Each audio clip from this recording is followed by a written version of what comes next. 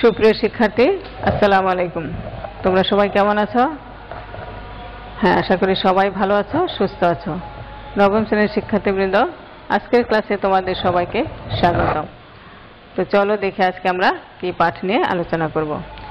শিক্ষার্থীবৃন্দ, আমি আজকে তোমাদের একটি প্রবন্ধ রচনা নিয়ে আলোচনা করব। ঠিক আছে? আর রচনার বিষয় হচ্ছে জাতি গঠনে নারী সমাজের ভূমিকা। ঠিক আছে?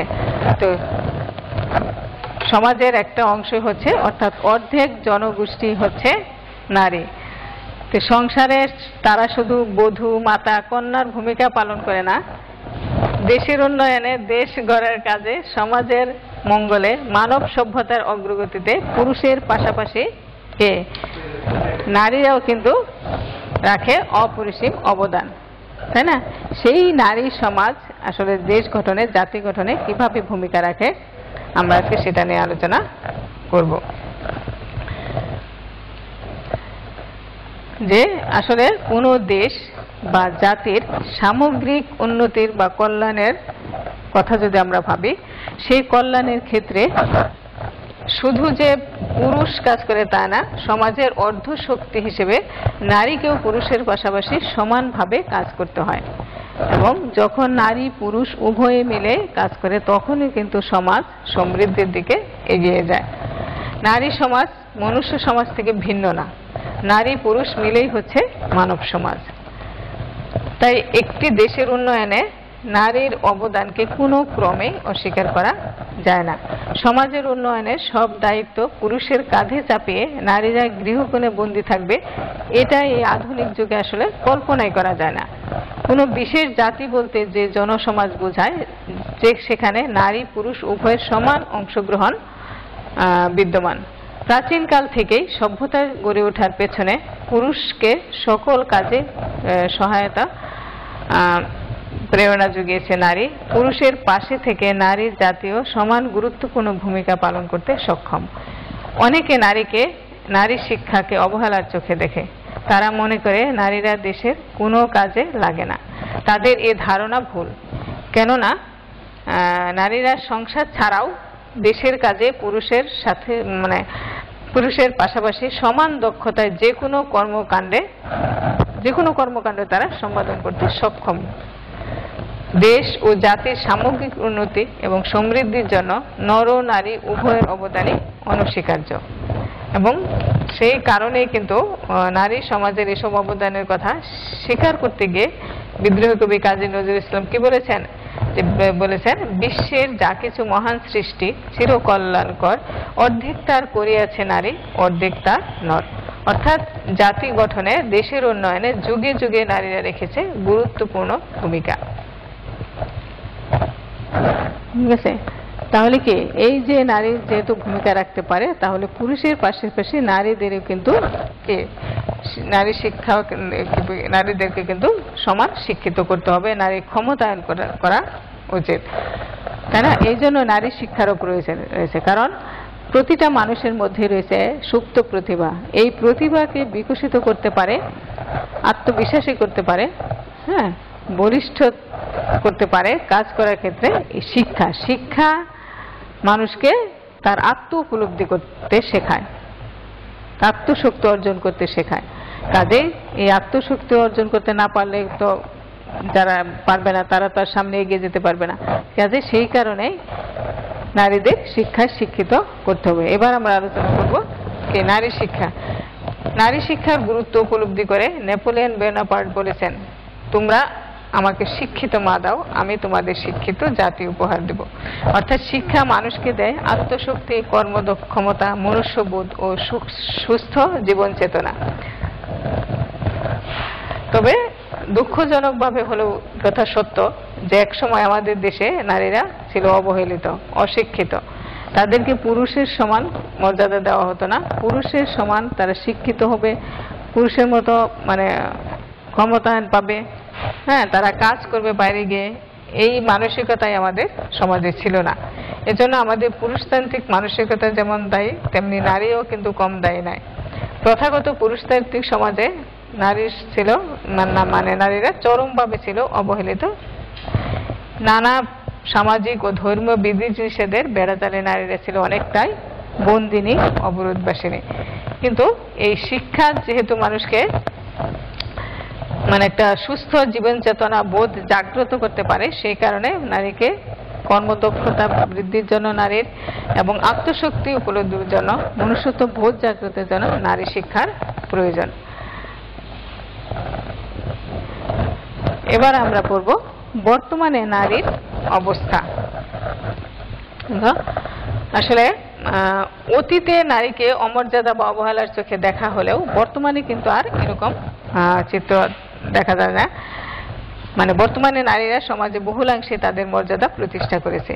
জ্ঞান বিজ্ঞানে, দর্শনে, শিক্ষা দীক্ষায় নারীরা পুরুষের পাশাপাশি সমান যোগ্যতায় নিজেদের প্রতিষ্ঠিত করেছে। আজ বিশ্বের অনেক দেশেই নারীরা নেতৃত্ব দিচ্ছে। কবির ভাষায় বলা যায় যে সে যুগ হয়েছে বাসী, যে যুগে পুরুষ দাস ছিল না কো, নারীরা ছিল দাসী। তাই না? এখন আর সেই যুগ নেই। হ্যাঁ, যখন পুরুষরা দাস ছিল না, নারীদেরকে দাসী করে রাখা হতো, সেরকম যুগ কিন্তু এখন আর নেই। এখন যুগ পাল্টে গেছে। দেখা যাচ্ছে যে সব জায়গায় নারী পুরুষ উভয়ে যেমন পড়াশোনা করছে, তেমনি কাজও করছে। কর্মের ক্ষেত্রেও তারা দক্ষতার পরিচয় দিচ্ছে। নতুন যুগে নব নব কাজে নারীর জয়গান ঘোষিত হচ্ছে। আজ নারী এখন আর পুরুষের গলগ্রহ নয়। বর্তমানকালে নারী সমাজের ভূমিকা সুদূর প্রসারী। ঘরে বাইরে সর্বক্ষেত্রে নারীরা তাদের কাজের দক্ষতা প্রমাণ করে চলেছে। ঠিক আছে? আর উন্নত দেশের নারীরা কি অবস্থায় আমরা একটু দেখি। উন্নত দেশের নারী সমাজ। উন্নত দেশ সময়ে নারীর অবস্থান অনেক সুদৃঢ়, অর্থাৎ আমার সেখানে নারীরা অনেক আগে থেকে শিক্ষা দীক্ষা কাজের সুযোগ পাচ্ছে। কেননা উন্নত দেশের নারীরা আমাদের দেশের তুলনায় শিক্ষা দীক্ষা, ইতিহাস, দর্শন, রাজনীতি চর্চা অনেক এগিয়ে। সেসব দেশে কেউ নারী পুরুষ কোনো বিভেদ কল্পনাও করে না। দেশের উন্নয়ন সহ সব কাজে তারা স্বতঃস্ফূর্তভাবে অংশগ্রহণ করে। সকল ক্ষেত্রে তারা পারদর্শী। সমাজের দিক থেকে তারা কোনো বাধার সম্মুখীন হচ্ছে না। আর তারা আজ পুরুষের মুখাপেক্ষী নয়, বরং অনেক ক্ষেত্রেই তারা পুরুষকে অতিক্রম করে গেছে। এ হলো উন্নত দেশে নারীর অবস্থা। অর্থাৎ তাদেরকে মানে সামাজিকভাবে সবচেয়ে বেশি সমস্যা হয় পড়াশোনা কর্মের ক্ষেত্রে, সামাজিকভাবে নানা বাধার সম্মুখীন হতে হয়, যেটা উন্নত দেশে আসলে কম। তাদেরকে সামাজিক বাধার সম্মুখীন অন্তত হতে হয় না। আচ্ছা, এবারে আমরা দেখবো তাহলে কি নারীর সমাজে গুরুত্ব, অর্থাৎ সমাজকে সমৃদ্ধ করতে হলে, দেশকে গঠন করার জন্য কি নারী সমাজের একটা গুরুত্ব রয়েছে। যেখানে দেশের অর্ধেকই নারী, সেখানে নারী সমাজকে বাদ দিয়ে দেশের সামগ্রিক উন্নতির কথা কল্পনা করা যায় না। একটি জাতির গঠনে নারীর অনেক অবদান রয়েছে। তাই নারী সমাজকে শিক্ষিত করে তুললে তাকে কর্মের সুযোগ করে দিতে হবে এবং জাতি গঠনে তাদের ভূমিকা ও প্রয়োজনীয়তার কথা স্বীকার করে নিতে হবে। বর্তমান বিশ্বে সেসব দেশে উন্নত যেসব দেশ পুরুষের পাশাপাশি কি করছে, নারীরাও সকল কাজে সমানভাবে অংশগ্রহণ করতে পারছে এবং দেশের উন্নয়নে নিজ দায়িত্ব পালন করতে পারছে। নর নারী নির্বিশেষে জাতীয় উন্নয়নে ভূমিকা রাখতে পারছে। তাই দেখা যায় যে জাতি গঠনে নারী সমাজের ভূমিকা রয়েছে। যে কোনো জাতির সফল নেতৃত্ব দিতেও নারীরা বিশেষভাবে পারদর্শী। যদি আমরা ব্রিটেন, জার্মানি বা ভারত, বার্মা, শ্রীলঙ্কা, বাংলাদেশ সহ বিভিন্ন দেশে সরকার প্রধান ও রাষ্ট্রপ্রধানের আসন অলংকৃত করেছে নারী নেতৃত্ব। নারী সমাজের হাতে যেমন পরিবারের চাবি থাকে, তেমনি জাতীয় জীবন গঠনের মূল চাবিকাঠি হিসেবে নারীকে আখ্যায়িত করলেও ভুল হবে না।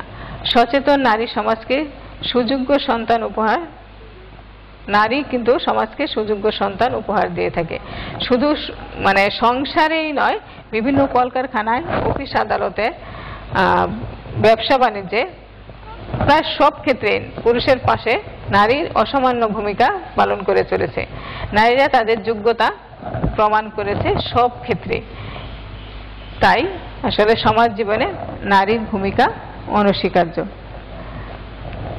শিশু পালনে নারীর ভূমিকা, আসলে নারীর কথা চিন্তা করলে, মেয়েদের কথা চিন্তা করলেই মনে হয় যে নারী হচ্ছে কি মায়ের জাতি। পুরুষের পাশাপাশি সকল কাজে সমান অংশীদারি হয়েও মাতৃস্নেহে শিশুকে প্রতিপালিত করার অধিকার তারা প্রাকৃতিক নিয়মে পেয়েছে। তাই কবিদের ভাষায় নারী হচ্ছে প্রকৃতি। প্রকৃতির মাঝে সকল জীব যেমন লালিত পালিত হয়, তেমনি শিশুর চরিত্র গঠনে মায়ের শিক্ষাই প্রধান। আগামী দিনের নাগরিক গঠনের গুরুদায়িত্ব পালন করে নারী। একজন মা হিসেবে সার্থকভাবে শিশুকে মানুষ করতে গেলে জাতির উন্নতির পথ সুগম হয়। মায়ের শিক্ষাদানের ধরনই সন্তানের ভবিষ্যৎ কর্মতৎপর জীবনের সোপান। মা যেভাবে তার সন্তানকে মানুষ করেন সেভাবেই গড়ে ওঠে তার ভবিষ্যতের ভবিষ্যতের জন্য। কাজেই শিশু পালনেও নারীর ভূমিকা গুরুত্বপূর্ণ। পরিবারের প্রতিও নারীর কর্তব্য। নারী তার সংসারকে আগলে রাখে। সংসারে ভালো মন্দ দেখাশোনার ভার নারীর উপরে অর্পিত হয়। স্বামীকে ভালো কাজে উৎসাহ দেয়া, বিভিন্ন কাজে তাকে সহায়তা করা একজন নারীর কর্তব্য। জাতির উন্নয়ন মানে সমাজের সকল ক্ষেত্রে উন্নয়ন, তাই পরিবারের উন্নয়নে নারীর যথেষ্ট ভূমিকা রয়েছে। এবার আমরা দেখব শিক্ষা ক্ষেত্রে নারীর প্রভাব। যে জাতির বৃহত্তর স্বার্থে কিন্তু নারী সমাজকে শিক্ষিত হতে হবে, এই সচেতনতা বোধ নারীদের মধ্যে জাগ্রত হয়েছে। নারীকে সভ্যতার আলোকবর্তিকা দেখাতে বাঙালি নারী বেগম রোকেয়া প্রতিষ্ঠা করেছিলেন বালিকা বিদ্যালয়, সেই অনেক আগে। হ্যাঁ, যখন এই দেশে মানুষেরা ছিল কুসংস্কারাচ্ছন্ন, অর্থাৎ মেয়েদেরকে মানে বাইরে বের হবে, স্কুলে আনুষ্ঠানিকভাবে তারা বাইরে গিয়ে পুরুষের পাশাপাশি লেখাপড়া করবে, কর্মক্ষেত্রে কাজ করবে, চাকরি করবে, এটা কল্পনা করতো না। অর্থাৎ এই যে কুসংস্কার, পশ্চাৎপদতার বেড়াজাল, এটা ভেঙে নারীকে জেগে ওঠার আহ্বান জানিয়েছিলেন কিন্তু বেগম রোকেয়া সাখাওয়াত হোসেন। নারীদের অধিকার প্রতিষ্ঠার জন্য সদা সোচ্চার ছিলেন কবি বেগম সুফিয়া কামাল। শত সহস্র কুসংস্কারের বাঁধ ভেঙে চিকিৎসা সেবায় অবদান রাখেন অধ্যাপক ডক্টর জোহরা বেগম কাজী। বিশ্বজুড়ে শিক্ষাক্ষেত্রে নারীর প্রভাব ও সফলতা মানব সভ্যতাকে এগিয়ে নিয়ে যাচ্ছে। নারীকে যোগ্যতা সম্পন্ন হয়ে দেশ উন্নয়নে অবদান রাখতে হলে অবশ্যই শিক্ষার প্রয়োজন রয়েছে। নারীকে রাষ্ট্র পরিচালনার বিভিন্ন কাজে অংশগ্রহণের জন্য সর্বপ্রকার শিক্ষার প্রয়োজন রয়েছে। একজন শিক্ষিত মা তার সন্তানকে সুশিক্ষায় শিক্ষিত করে তুলতে পারে, তাই না? শিক্ষাক্ষেত্রে নারীর প্রভাব সম্বন্ধে বলতে গিয়ে ওই যে একটু আগে কিন্তু বলেছিলাম, নেপোলিয়ন কি বলেছেন, আমাকে একটি শিক্ষিত মা দাও, আমি তোমাদের একটি শিক্ষিত জাতি উপহার দেব। অর্থাৎ একজন সুশিক্ষিত নারী তার সংসারকে, তার পরিবারকে যেমন পরিবারের উন্নতির ক্ষেত্রে ভূমিকা রাখতে পারে, তেমনি সে সমাজে বা রাষ্ট্রীয়ভাবে উন্নতি করতে অবদান রাখতে পারে। গৃহস্থলী কাজে নারীর ভূমিকা। গৃহস্থলী কাজে নারীর অবদান অতুলনীয়। স্বামী, পুত্র, কন্যা সহ পরিবারের অন্য সদস্যদের জন্য রান্নাঘর থেকে সার্বিক পরিচর্যায় একজন গৃহিণীকে 12 ঘন্টারও অধিক সময় দিতে হয়। অফিসে 8 ঘন্টা পরিশ্রম করার পরিবর্তে গৃহস্থলী কাজে অধিকতর সময় মানে এই যে 8 ঘন্টা করে, এর বাইরেও সে বাড়িতে এসেও কিন্তু তার গৃহেও এর চেয়ে বেশি সময় দেয়।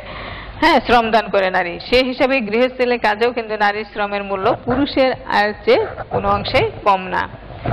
আর কর্মক্ষেত্রে নারী, এটা তো বর্তমানে এটা তো বলারই অপেক্ষা রাখে না যে শিক্ষিত নারীরা দেশের সেবায় বিভিন্ন কর্মে নিয়োজিত হয়ে কিভাবে অবদান রাখছে।